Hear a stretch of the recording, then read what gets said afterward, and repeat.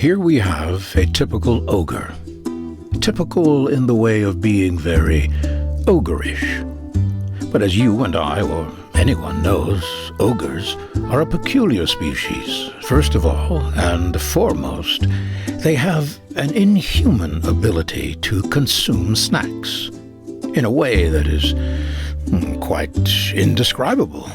The ogre will snack and snack apparently at the same speed and rate as a normal person, but then the snacks will be inexplicably gone.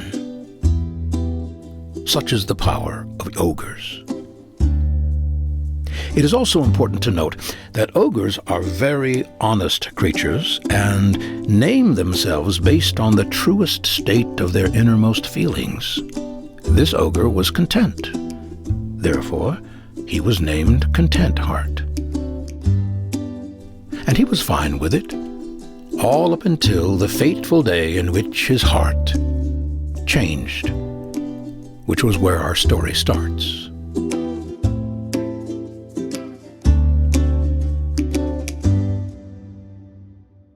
You see, a little bit earlier he was ogering around the park and saw something he had never seen before, just slightly, barely.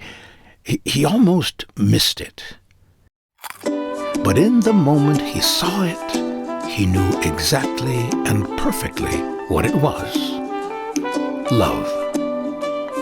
Now, love was not something unknown to this ogre, but for some reason, something happened in him that was new. Content Heart became Curious Heart. All in one moment, his entire self changed. Not a simple, fleeting feeling, but a powerful, name-changing thing, which, again, remember, is a pretty big deal for ogres. And just as that curiosity was bubbling to the top, just as his entire name changed, he almost instantly and definitely quite suddenly became Afraid Heart. And he said nothing. And between just a few steps, the acrobatics of that ogre's feelings changed his name again, and he became Disappointed Heart. And he missed his chance.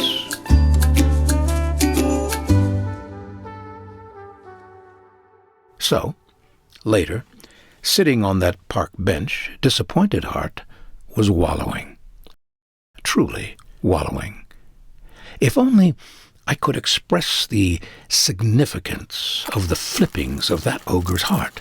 He was quite devastated, even enough that it, too, became his name. And those were moments to which he never wished to return. And the ogre had a friend that serendipitously found him. It was a werewolf. And that werewolf noticed that his friend was clearly not Content Heart any longer. And so he asked him, "What's wrong?" And Devastated Heart explained his situation. And the werewolf's eyes grew because, as I said, it's quite uncommon for an ogre to change names 4 times in a day. But that werewolf was friendly, and being a friendly werewolf, he tried to comfort his friend.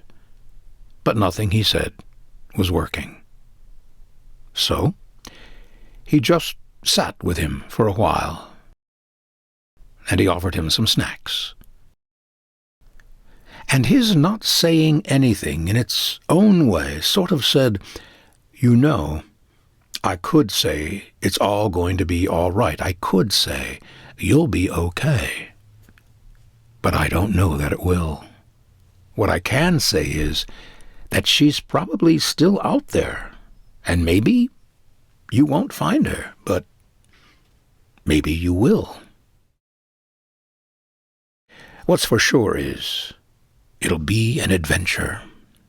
And it was the way that he didn't say the things he didn't say that awakened something in the ogre, something strong and pure and big enough to change his heart once again.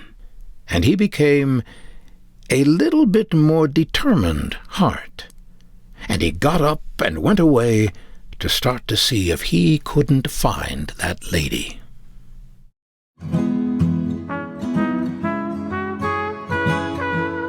And he searched and searched, and had sometimes more success and sometimes less. But in the end, he didn't find her. Yet. But he did find other things, and other friends, and plenty of snacks. And well, I guess this is the end.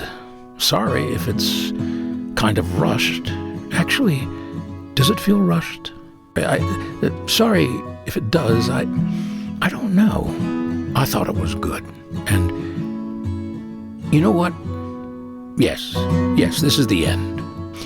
He had lots of adventures, and, well, his heart was, light. Oh, I don't know. Oh, da da da da da da da da da da. And I was working in the streets of Amber. I was freezing, almost late December, but I was stumbling, got a few too many.